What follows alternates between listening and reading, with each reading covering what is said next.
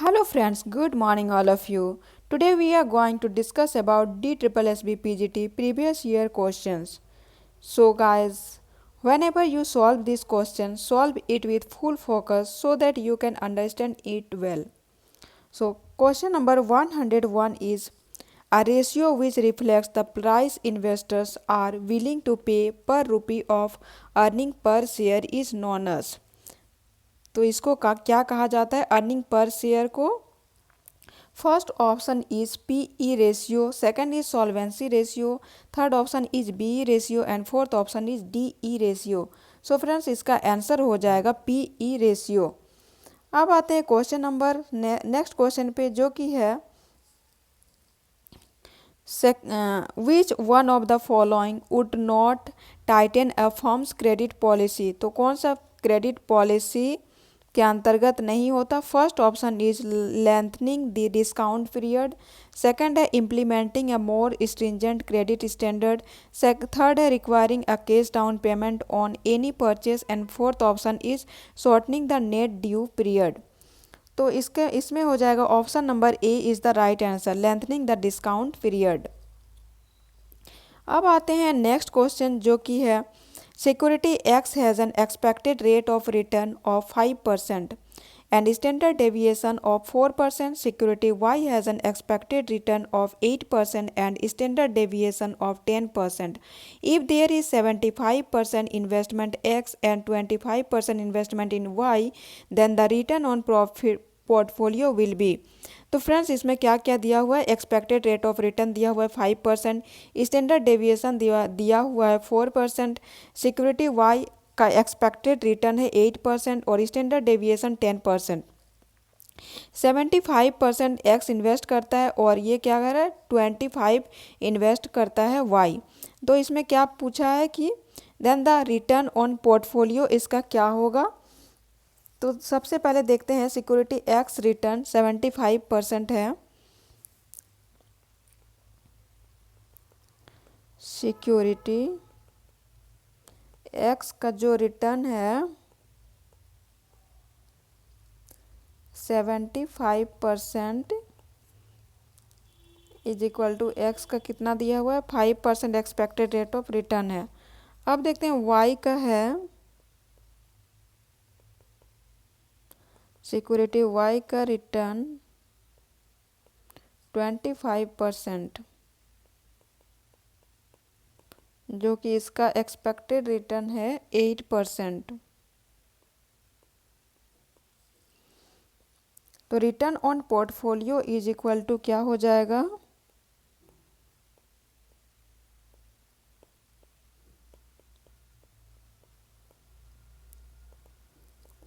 Portfolio is equal to weight of security plus weight of security into return.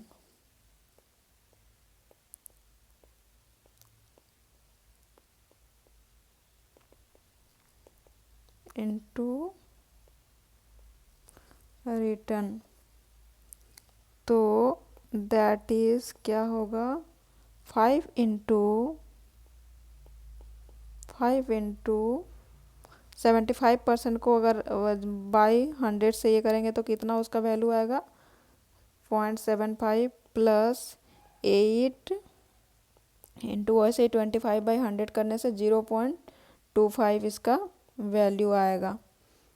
तो ये निकल के कितना आ गया 5 को इससे इंटू करेंगे तो कितना हो जाएगा, टोटल इसका वैल्यू हो जाएगा 5.75%।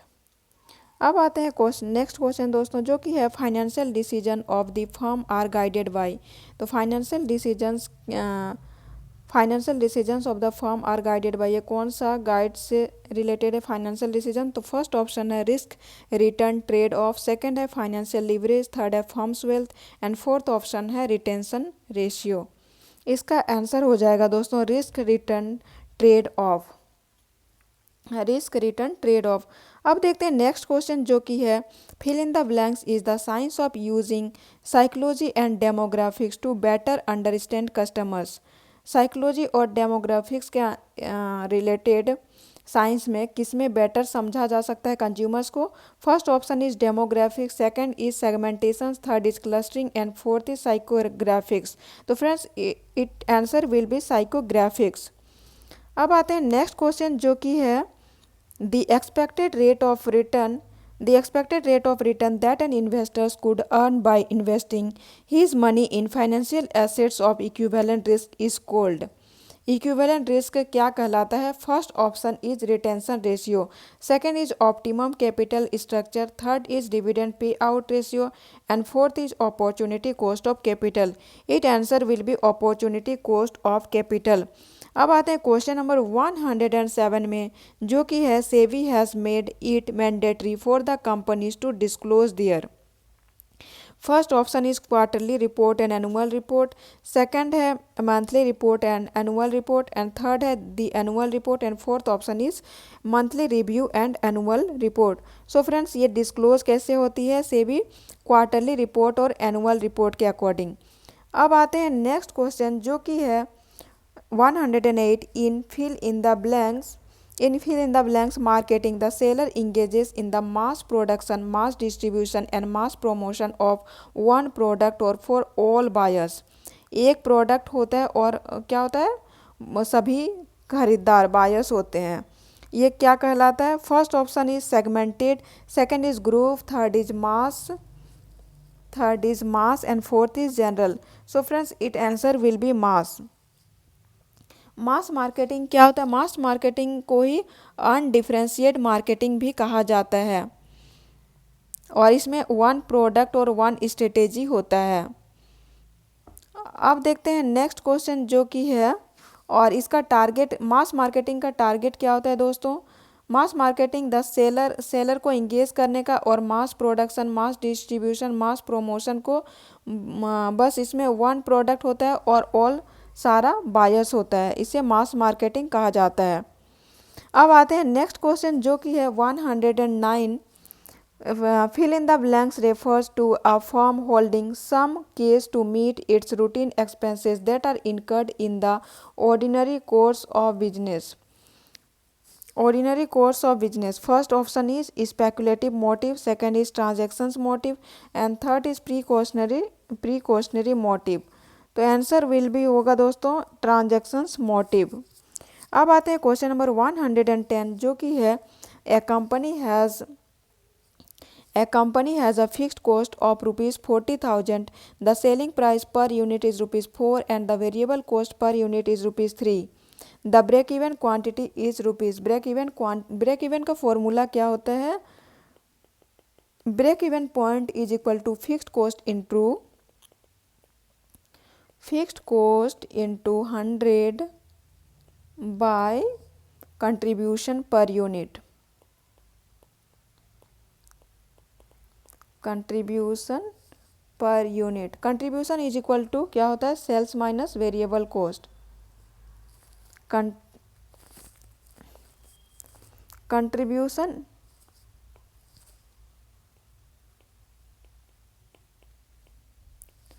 कंट्रीब्यूशन इज इक्वल टू क्या होता है? सेल्स माइनस वेरिएबल कॉस्ट, जो कि सेल्स दिया हुआ है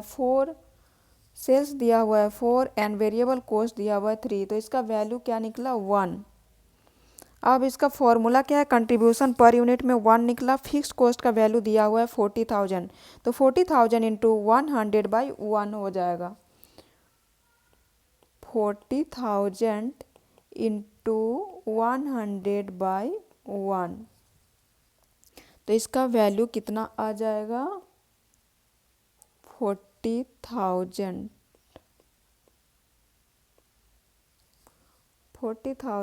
into 100 by cost per unit, इसका वैल्यू आ जाएगा 4 लाख हो जाएगा। बट फ्रेंड्स इसका आंसर में भी रॉन्ग दिया हुआ है, तो 40,000 है। अब आते हैं नेक्स्ट क्वेश्चंस जो कि है a fill in the blanks consist of a group of customers who share a similar set of needs and wants. First option is market slice, second is market segment, third is market group and fourth option is market target. It answer will be दोस्तों market segment. Group क्या होता है इसमें, group of customers who share a similar set of needs and wants, जिसका similar needs और wants होता है वैसे सेगमेंट को क्या कहा जाता है, तो मार्केट सेगमेंट कहा जाता है। अब आते हैं क्वेश्चन नंबर 112 जो कि है the change in profit due to the change in sales is refer to us. Change in profit का किसके कारण चेंज होता है, चेंज इन सेल्स, तो इसे क्या कहा जाता है दोस्तों। फर्स्ट ऑप्शन है dividend pay out ratio, second है ऑपरेटिंग लिवरेज, थर्ड है financial leverage and fourth option is profit planning. इसका आंसर हो जाएगा ऑपरेटिंग लिवरेज। अब आते हैं क्वेश्चन नंबर 113 जो कि है the market for raising short term funds is called. तो शॉर्ट टर्म फंड्स को क्या कहा जाता है दोस्तों, short term funds first option है रिटेल मार्केटिंग, सेकंड है short term marketing and third है money market and fourth option is capital market. It answer will be क्या होगा दोस्तों, मनी मार्केट। मनी मार्केट जो होता है क्या होता है, एक साल के लिए, एक साल से कम के लिए होता है। अब आते हैं नेक्स्ट क्वेश्चन जो कि है which of these is not a financial assets को, तो इसमें से कौन सा फाइनेंशियल एसेट्स नहीं है। तो first option is bond, second is patents, third है lease obligations and fourth option is shares. तो इसका आंसर हो जाएगा दोस्तों पैटेंट्स, फाइनेंशियल एसेट्स पैटेंट्स नहीं होता है। अब आते हैं क्वेश्चन नंबर 115 जो कि है the rate of gross profit is 20%। Gross profit का वैल्यू 20% है on sales and the cost of goods sold is ₹1,00,000। The amount of gross profit will be, तो ग्रॉस प्रॉफिट का अमाउंट क्या हो जाएगा, इसको सॉल्व करते हैं। ग्रॉस प्रॉफिट दिया हुआ है कितना, ग्रॉस प्रॉफिट 20%। लेट सेल का वैल्यू, सपोज अगर सेल का वैल्यू 100 हम लोग मानते हैं तो प्रॉफिट क्या हो गया 20, तो कॉस्ट क्या निकलेगा 100 माइनस 20 इज इक्वल टू 80। अब आते हैं cost of goods sold. Cost of goods sold का वैल्यू दिया हुआ है 1,00,000 और अगर कॉस्ट 80 है, इफ कॉस्ट 80 तो उसका प्रॉफिट कितना होता है 20। तो क्या बोला है अगर प्रॉफिट 1 होगा तो क्या हो जाएगा, इसलिए एक में कितना होगा 20/80। इफ कॉस्ट का वैल्यू अगर 1,00,000 है तो इसका वैल्यू क्या निकलेगा दोस्तों 1,00,000 इंटू 20/80। 0 0 कटा, 2 4 जा 8 एंड 4 2 जा 8, इधर 2 आया तो 25,000 क्या हो जाएगा 25,000 रुपीज़ इसका आंसर होगा। Option number C is the right answer. अब आते हैं नेक्स्ट क्वेश्चन जो दोस्तों जो कि है organisations are made of people and the success of management lies in its dealings with these people, this is the fundamental of the. ऐसे fundamental को क्या, कौन सा फंडामेंटल कहा जाता है। First option is Gandhian approach, second is human relation approach, third is Giri approach and fourth option is Marxist approach. तो इसका आंसर हो जाएगा दोस्तों ह्यूमन रिलेशंस अप्रोच। अब आते हैं नेक्स्ट क्वेश्चन जो कि है a firm had a capital balance of rupees. एक फर्म के पास कैपिटल कितना है 1,00,000 at the beginning of a year, मतलब ईयर के स्टार्टिंग में। At the end of the year the firm had total assets 1,50,000 और उसका एंड ऑफ द ईयर साल के अंत में कितना हो रहा है 1,50,000 एंड लाइबिलिटीज ऑफ ₹70,000 और लाइबिलिटीज कितना हुआ 70,000। If the total withdraw during the period were ₹30,000 अगर वो उस पीरियड में 30,000 विदड्रॉ करता है तो what was the amount of net profit और नेट लॉस, मतलब उसका पूरा साल में उसका नेट प्रॉफिट और नेट लॉस क्या होगा। इसको हम लोग सॉल्व करते हैं, कैसे निकलेगा ये। नेट प्रॉफिट और नेट लॉस, तो owner's capital is equal to 1 lakh दिया हुआ है। Owner's capital is equal to 1 lakh and drawing उसमें से कितना कर रहा है वो 30,000 वो निकाल रहा है, ड्रॉ कर रहा है। तो उसका वैल्यू कितना निकला दोस्तों 70,000। अब देखते हैं लाइबिलिटी कितना है, तो लाइबिलिटी भी 70,000 है।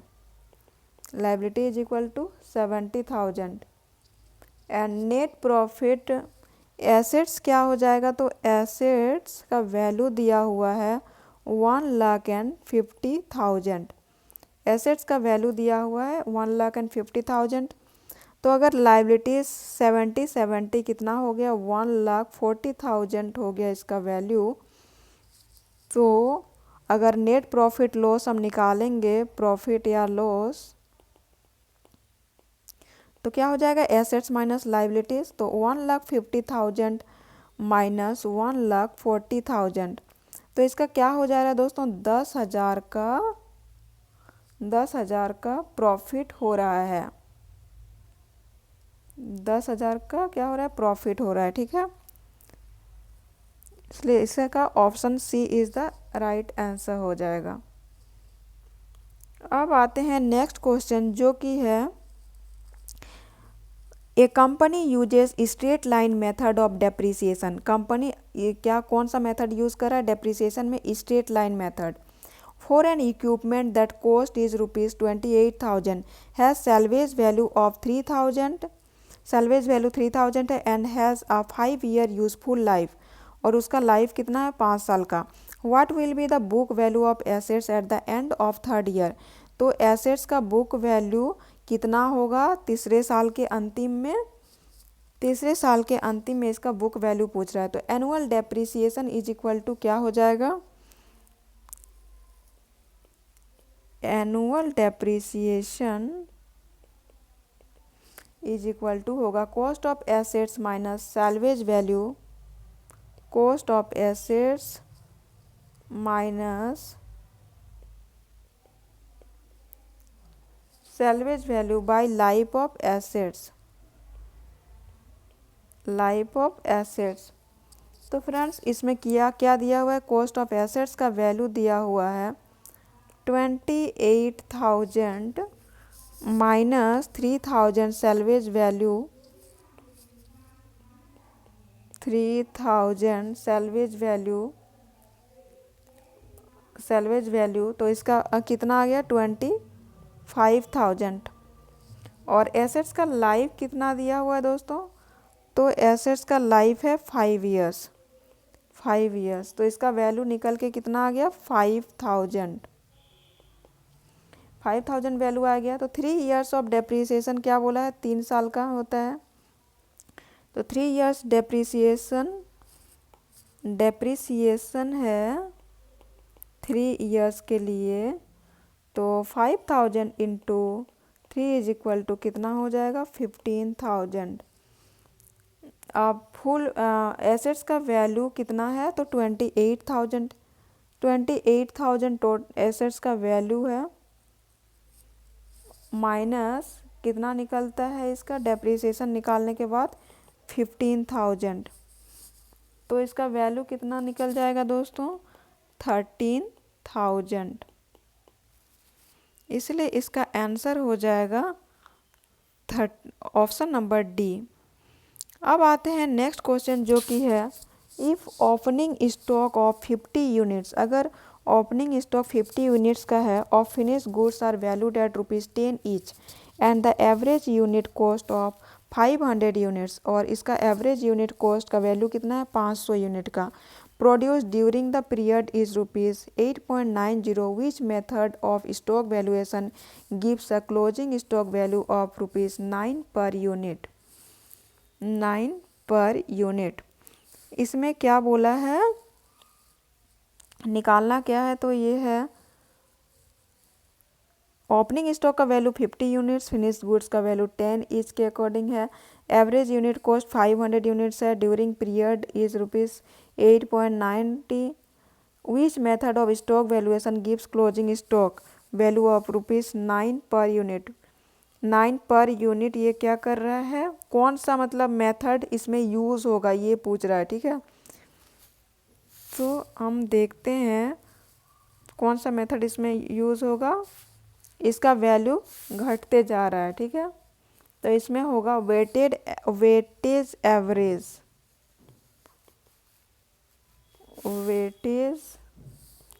Weighted average. Weighted average is equal to क्या होता है, total value of stock, total value of stock by total number of units होता है। Total number of units. तो value of opening stock is equal to क्या हो जाएगा, value of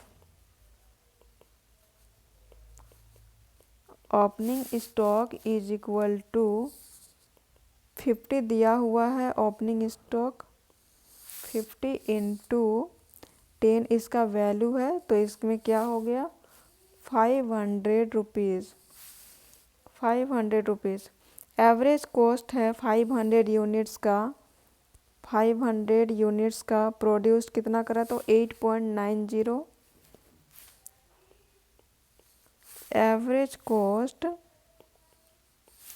500 units is equal to 8.90 rupees है। Total cost of 500 units is equal to क्या हो जाएगा, total cost is equal to 500 into 8.90 is equal to क्या होगा 4450 रुपीज़। अब total value of stock is equal to क्या होगा 4450 plus 500। Total stock value, stock का वैल्यू पहले से 4450 निकला और पहले से 500 दिया हुआ है, तो इसका वैल्यू हो जाएगा 4950। तो total units is equal to क्या हो गया 500 प्लस 50। टोटल यूनिट्स जो दिया है 500 प्लस 50 है,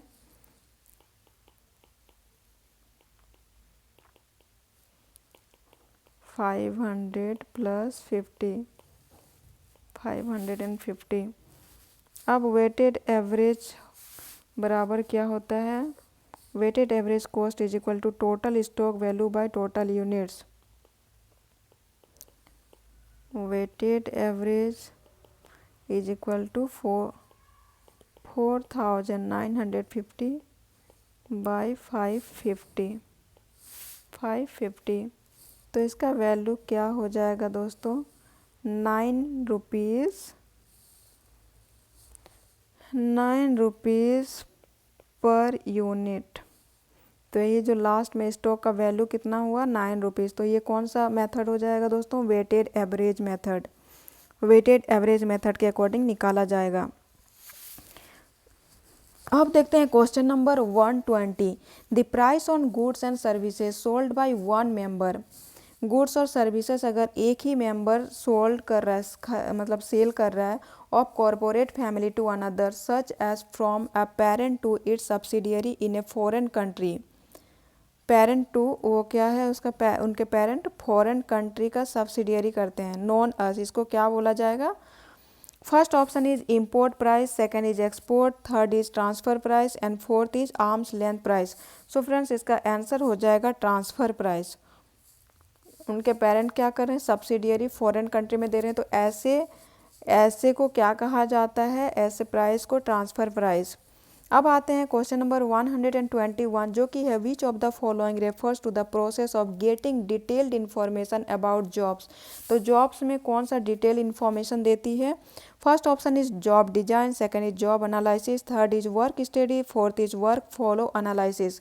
तो इसका आंसर हो जाएगा दोस्तों जॉब एनालिसिस।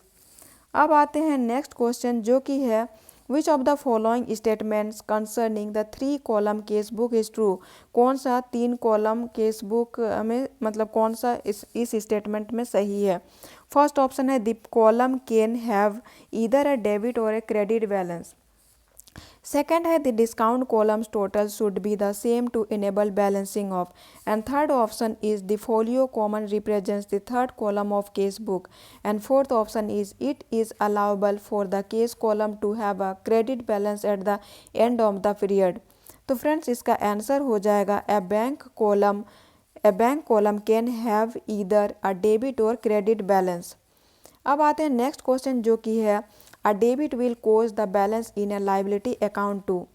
तो डेबिट का क्या कारण होगा, बैलेंस लाइबिलिटी अकाउंट में आने का, बैलेंस होने का क्या कारण होगा। First option is accumulate, second is increase, third is decrease and fourth option is right of. तो फ्रेंड्स इसका आंसर हो जाएगा लाइबिलिटी साइड अगर बैलेंस हो रहा है तो वो क्या हो जाएगा डिक्रीज। अब आते हैं नेक्स्ट क्वेश्चन जो कि है a contra entry in the cash book would include. Contra entry cash book में क्या मतलब इंक्लूड होता है, इंक्लूड हो सकता है। First option is totalling of the bank and cash column at the end of each month. Second option is withdrawing cash from the bank account. Third option is transferring cash into the petty cash book and fourth option is transferring the discounts to the accounts in the general ledger. तो friends इसका answer हो जाएगा withdrawing cash from the bank account. अब आते हैं next question जो कि है which of the following factors is not an external influencing factors. तो कौन सा एक्सटर्नल इन्फ्लुएंसिंग फैक्टर नहीं है in wages and salary, wages और सैलरी एडमिनिस्ट्रेशंस में। First option is cost of living, second is labour market conditions, third is ability to pay and fourth option is labour legislations. Then third option क्या हो जाएगा दोस्तों, ability to पे।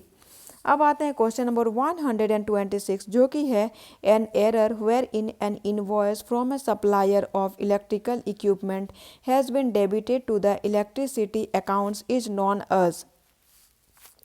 First option is a compensating error, second is an error of principle, third is an error of commission and fourth option is an error of original entry. इसका answer होगा दोस्तों N error of principal. अब आते हैं question number 127 जो कि है sale of ₹25,000 a was entered as a sale to B. This is an example of. A entered होता है सेल के रूप में बी के साथ, तो क्या है ये किसका एग्जाम्पल हुआ, error of omission, error of principle, compensating error और error of commission. So friends ऐसे ये जो एग्जाम्पल है इसको क्या बोला जाएगा, तो error of commission. To sale B error of क्या हो जाएगा, कमीशन। अब आते हैं क्वेश्चन नंबर 128 जो कि है which of the following rules stands true while preparations of schedules of changes in working capital. इनमें से कौन सा सही है जो तैयार किया जाता है, क्या schedule changes in working capital जो तैयार किया जाता है। First option an increase in current assets increasing in working capital, second है an increase in current assets decrease in working capital, third है an increase in current liabilities decrease working capital and fourth option is an increase in current liabilities increasing in working capital. So friends इसका answer हो जाएगा an increase in current assets. जब current assets increase होता है, current assets and increase in working capital एक होगा and third होगा an increase in current liabilities decrease in working capital. तो A and C right answer हो जाएगा। अब आते हैं नेक्स्ट क्वेश्चन जो कि है which of the following is the fixed component in compensation packages. क्या होता है फिक्स्ड कंपोनेंट में कंपनसेशन पैकेजेस क्या है, कंपनसेशन पैकेज में फिक्स्ड कंपोनेंट क्या है? तो first option is base salary, second is gain sharing, third option equity stock option and fourth option है profit sharing. It answer will be base salary. अब आते हैं नेक्स्ट क्वेश्चन जो कि है दोस्तों 130 क्या है इसमें? एन ऑर्गेनाइजेशन हैज़ फर्नीचर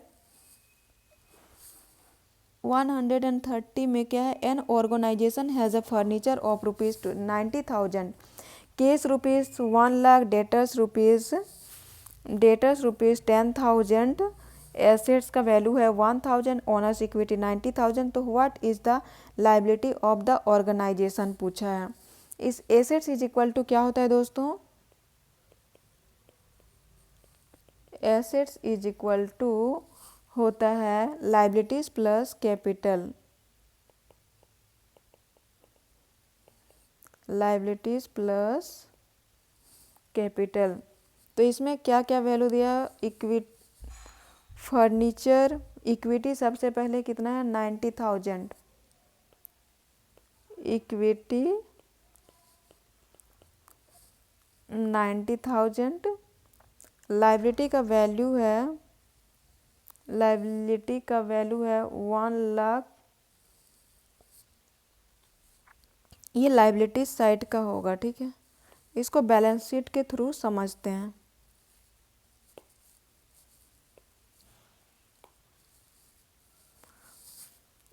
इसको बैलेंस शीट के थ्रू समझते हैं हम लोग। बैलेंस शीट में क्या है? इधर लाइबिलिटीज होगा, इधर एसेट्स आया। तो सबसे पहले लाइबिलिटी में क्या आएगा? Owners equity. ओनर्स इक्विटी का वैल्यू कितना है दोस्तों? 90,000। एंड इधर एसेट्स में क्या क्या आएगा? तो कैश आएगा जो कि है 1 लाख। इसके बाद फर्नीचर, डेटर्स जो कि है 10,000, फर्नीचर जो कि है 90,000 एंड अदर एसेट्स जो कि है 1,000। टोटल कितना हो जाएगा दोस्तों? 2,01,000। तो इसका वैल्यू क्या हो जाएगा? 2,01,000 यहाँ भी आएगा। तो इसमें जो बैलेंसिंग फिगर है वो कितना हो जाएगा? 1,11,000। बैलेंसिंग फिगर का वैल्यू कितना हो जाएगा?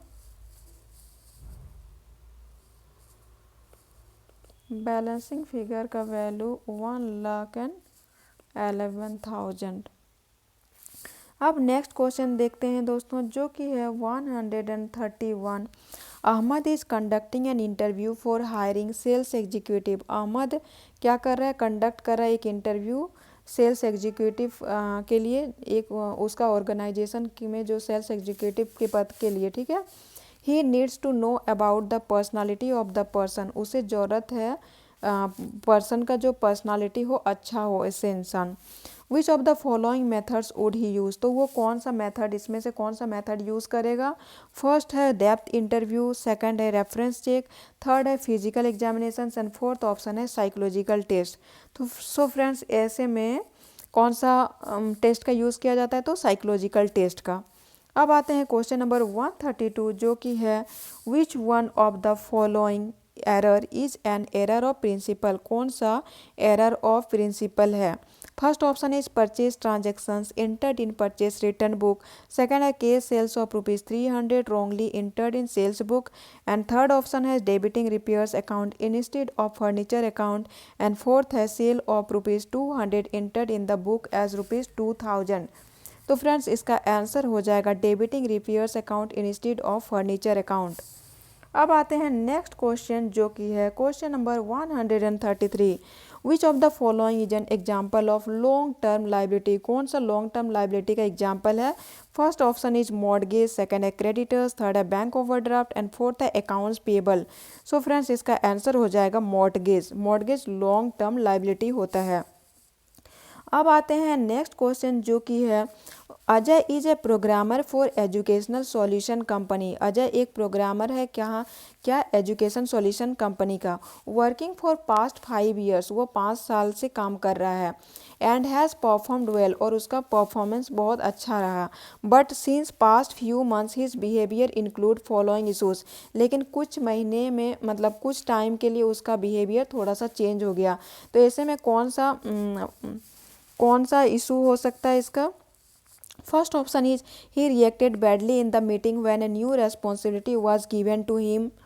अगर उसे कोई नया रेस्पॉन्सिबिलिटी सौंपा जाए ऐसे में वो रिएक्ट करता है। या फिर second, he often comes late to office. या थर्ड है थर्ड ऑप्शन है he is forwarding his resume to recruits. या फिर लास्ट ऑप्शन है he often complains about the working conditions. What does this indicate? First is he is highly motivated, he is not satisfied with the job, he is under stress, या फिर he wants promotion. तो friends ऐसे में हो जाएगा may be वो अपने job से सेटिस्फाइड नहीं है। क्या हो जाएगा? He is not satisfied with the job. अब आते हैं नेक्स्ट क्वेश्चन जो question number 135, the process of getting all the organisational members. Process of getting क्या होता है? All the organisational members involve to form a sense of common purpose is. First option is integration, second is amalgamation, third is direction and fourth option is control. It answer will be integration. अब आते हैं next question जो कि है which of the following are the duties of labour welfare officer. कौन सा labour welfare officer का duty होगा? फर्स्ट ऑप्शन है promoting welfare schemes and training programmes for workers, second है solving family and personal problems of workers, third है conducting arbitration proceedings and fourth option conducting meditations, fifth option conducting adjudication proceedings and sixth option है solving employees grievances. So friends इसका answer हो जाएगा 1, 2, 4 and 6। एक होगा, 2 होगा, 4 and 6। क्या क्या होगा? Promoting welfare schemes and training programmes for workers, solving family and personal problems of workers and conducting meditations and solving employees grievances. अब आते हैं नेक्स्ट क्वेश्चन जो कि है a set of concept and tools applied for getting all the employees focused on continuous improvement in the eyes of the customers is popularly known as. First option is customer orientation, second is total quality management, third is quality control and fourth option is cost control. तो friends इसका answer हो जाएगा total quality management.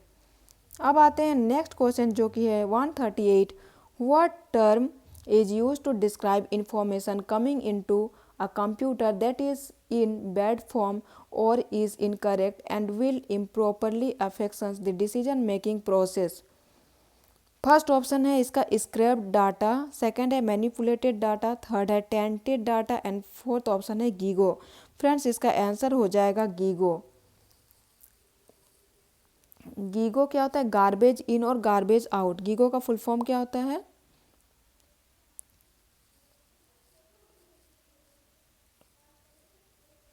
Garbage in and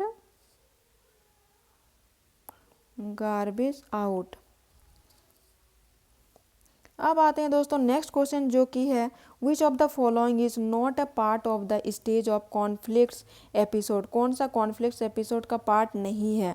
first option is perceived conflicts, second है felt conflicts, third है latent conflicts and fourth option is interpersonal conflicts. So friends it answer will B interpersonal conflict. अब आते हैं next question 140 जो कि है management information system. management information system is first option is create and share documents that support day to day activities. Second है captures and reproduce the knowledge of an expert problem solver. Third है process business transactions, that is time, cards, payments, orders, etc. And fourth option is process business transactions. तो friends इसका answer हो जाएगा create and share documents that support day to day activities. अब आते हैं next question जो कि है which of the following needs of employees are addressed by human resource planning. Human resource planning first option is क्या है social, second है psychological, third है economic and fourth option is development. इसका answer हो जाएगा दोस्तों डेवलपमेंट। अब आते हैं next question fill in the blanks is specially tailored for the use of executive of an organisation to support his decision making. क्या हो जाएगा इसमें फर्स्ट ऑप्शन है DVS, सेकंड है CBS, थर्ड है MSS and fourth option is ESS। So friends इसका answer हो जाएगा ESS एग्जीक्यूटिव सपोर्ट सिस्टम। इसका फुल फॉर्म क्या होता है executive support executive support system is especially tailored for the use of executive of an organization to support his decision making। अब आते हैं next question a strike becomes illegal if it is resorted to। First option is during pendency of conciliation proceedings, second is during pendency of proceedings before the labour court, third is during pendency of proceedings before the arbitrator, third option is without giving 6 weeks notice of the strike, fifth option is before expiry of the strike notice period and last option is during pendency of proceedings for meditations. So friends इसका answer हो जाएगा during pendency of conciliation proceedings, second है during pendency of proceedings before the labour court and third है during pendency of proceedings before the arbitrators and fourth होगा without giving 6 weeks notice of the strikes. अब आते हैं next question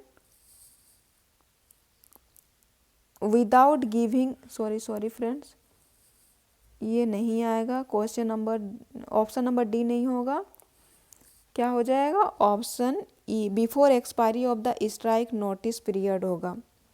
और ये meditation और 6 weeks जो स्ट्राइक है ये सब नहीं होगा। अब आते हैं नेक्स्ट क्वेश्चन जो कि है a need to discover what we are and to develop to the fullest potential refers to. First option is क्या होता है उसमें फुलेस्ट डेवलप क्या बोल रहा है डेवलप टू फुलेस्ट पोटेंशियल मतलब पूरी तरह से जिसमें डेवलप होता है। फर्स्ट ऑप्शन है सेल्फ एक्चुअलाइजेशन, सेकंड है ग्रोथ नीड्स, थर्ड है एस्टीम नीड्स एंड लास्ट है सोशल नीड्स। तो फ्रेंड्स सबसे हायर लेवल का क्या होता है सेल्फ एक्चुअलाइजेशन नीड्स होता है। सेल्फ एक्चुअलाइजेशन मतलब उसमें पूरी तरह से डेवलप होता है। ये कौन दिया है ये दिए हैं मैस्लोज हायरार्की नीड्स होता है मैस्लोज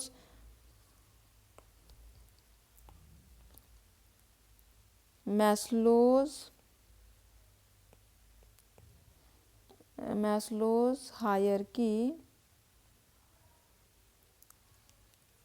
नीड्स है जो कि ये ह्यूमन के नीड्स को 5 पार्ट्स में डिवाइड किए हैं। फर्स्ट है साइकोलॉजिकल नीड्स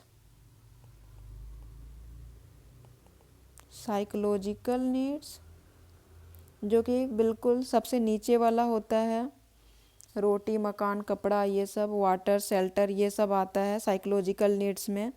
सेफ्टी नीड्स होता है दोस्तों, सेफ्टी नीड्स होता है proper health employment security personal security ये सब आता है सेफ्टी नीड्स में। फिर आता है सोशल नीड्स जिसमें कि लव एंड बिलोंगिंगनेस ये सब होता है, प्यार व्यार देना यह सब किस में आता है सोशल नीड्स। इसके बाद आता है एस्टीम नीड्स। एस्टीम नीड्स में क्या मिलता है रेस्पेक्ट स्टेटस होता है, ये सब एस्टीम नीड्स में होता है। और सबसे लास्ट का स्टेज होता है सेल्फ नीड्स जिसमें से कि पूरी तरह से डेवलप होता है, मतलब ये पूरी तरह से फुलेस्ट डेवलपमेंट होता है इसमें। अब देखते हैं नेक्स्ट क्वेश्चन दोस्तों जो कि है research and development cost for new products are. Research and development में जो new products research and development for a new products होता है जो, उसे क्या कहा जाता है? फर्स्ट ऑप्शन है कन्वर्जेशन कॉस्ट, सेकंड है जॉइंट कॉस्ट, थर्ड है relevant cost and fourth option है संक कॉस्ट। तो फ्रेंड्स इसका आंसर हो जाएगा संक कॉस्ट। अब आते हैं नेक्स्ट क्वेश्चन जो कि है what is the way of resolution when there is a crisis of leadership during organisational development. First option है ग्रोथ थ्रू डेलीगेशन, सेकंड है ग्रोथ थ्रू कोलैबोरेशन, थर्ड है growth through directions and fourth option है growth through coordinations. So friends इसका answer हो जाएगा growth through direction. अब आते हैं क्वेश्चन नंबर 147 में जो कि है fill in the blanks is the process focuses on the planning part for the main power requirements and fill in the blanks is the process of implementations of main power plans। First option है human resource planning और recruitment and selection, second है human resource planning and orientation, third है recruitment and selection, human resource planning and fourth option है orientation and recruitment and selection. So friends इसका answer हो जाएगा option number A जो कि first में आएगा ह्यूमन रिसोर्स प्लानिंग। फर्स्ट में क्या आएगा? ह्यूमन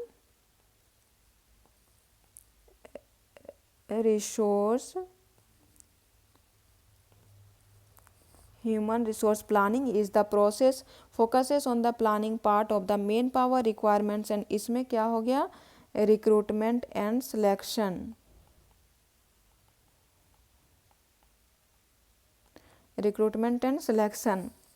अब आते हैं नेक्स्ट क्वेश्चन जो कि है दोस्तों the process of performance appraisal is concerned with. तो परफॉर्मेंस अप्रेजल किस में कंसर्न होता है, किसके साथ?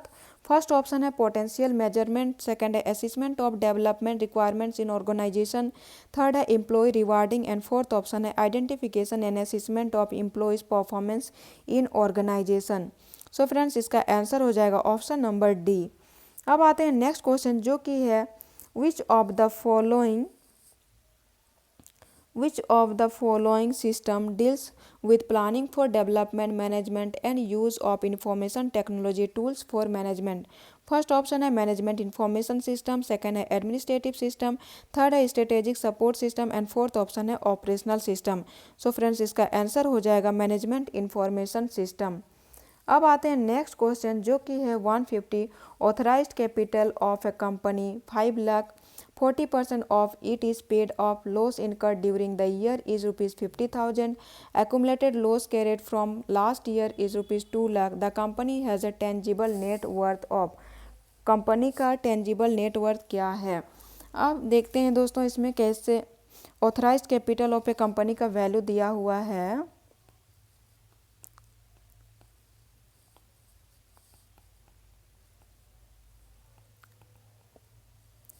Authorised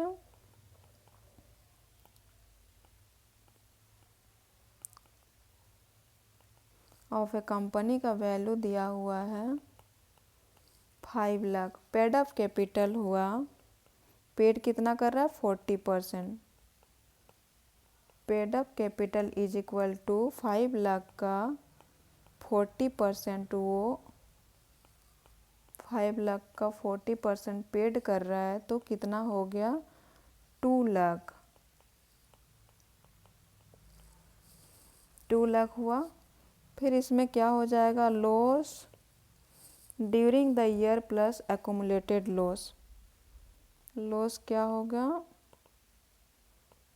during the year plus accumulated loss कितना हो गया?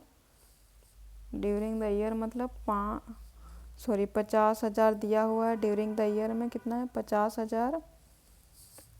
50,000 प्लस 2 लाख जो पेड कर रहा है तो इसका वैल्यू कितना आ गया दोस्तों? 2,50,000।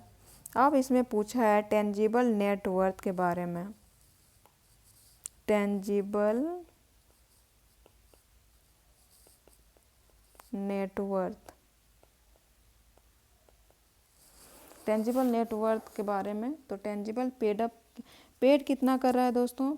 टेंजिबल नेटवर्थ होता है, टेंजिबल नेटवर्थ होता है पेड ऑफ